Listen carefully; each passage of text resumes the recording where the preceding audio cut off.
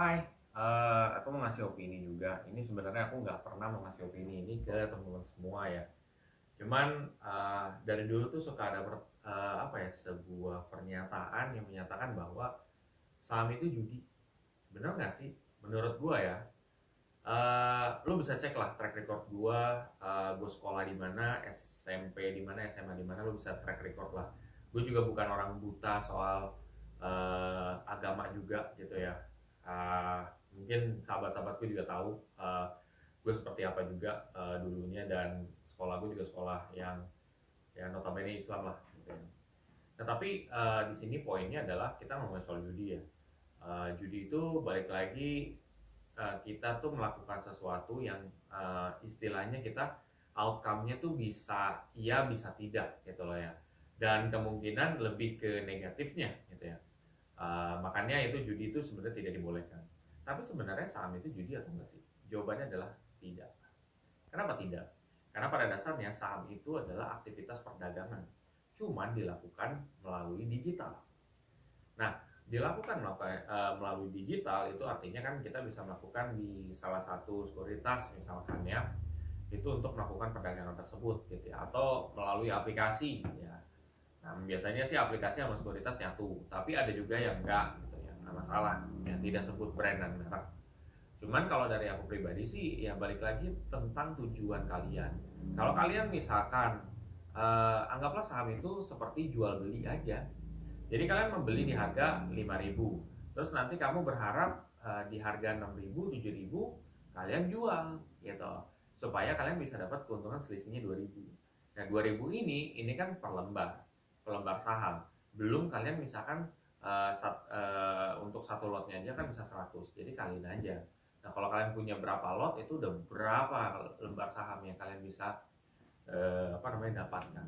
Tapi apakah itu judi? Jawabannya adalah tidak.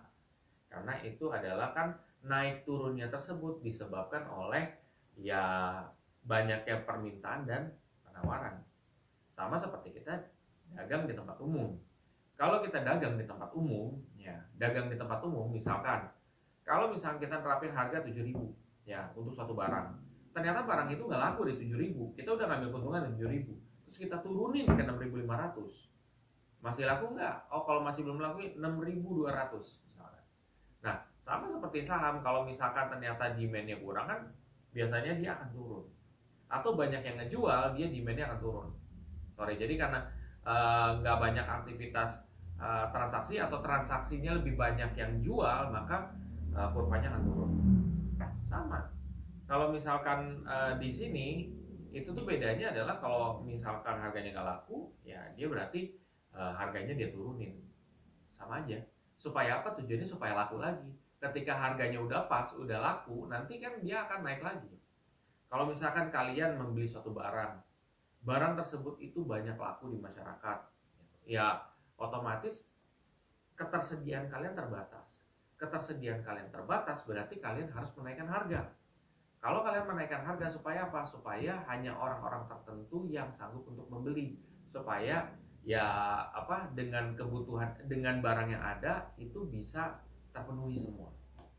Gitu. Nah, ini sama kayak gitu di saham. Kalau misalkan ternyata banyak yang melakukan aktivitas beli, maka dia akan naik. Maka dia akan naik kurvanya. Seperti itu.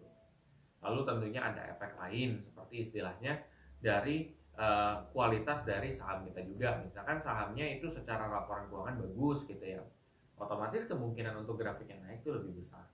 Sama seperti kalian punya produk nih, produk kalian bagus, fiturnya bagus, pada saat itu bagus, cocok, maka kemungkinan harganya akan naik itu lebih gede. Kenapa? Karena ya otomatis kalau produknya bagus, lagi diincar orang, ya itu akan menambah nilai tambah untuk dia kemungkinan untuk naik ke depan hari.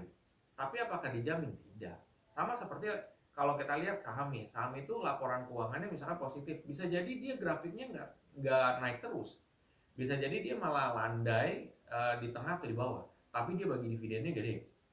Sama seperti misalkan kita jualan, jualan juga seperti itu. Kalau misalkan kualitasnya bagus, apakah akan menentukan bahwa orang bakal banyak yang beli? Belum tentu, tapi memperbesar aja. Nah, Kenapa belum tentu? Karena tergantung daripada kamu ngejualnya. Kalau kamu ngejualnya bagus, maka laku tuh, banyak harganya akan naik. Jadi itu sebagai faktor tambahan gitu teman-teman. Jadi sebenarnya kalau mau dibilang judi, enggak. Kalau kalian misalkan melakukan trading ya, jual pagi, beli pagi, jual malam misalkan. Kalau memang ternyata selisih harganya ada kenaikan, ya udah. Kan itu tidak spekulasi gitu. Itu emang kebetulan, oh harganya lagi naik nih, kita jual aja. Dan kebetulan pada saat itu 1 hari. Itu sih, itu kalau menurut pendapat aku ya.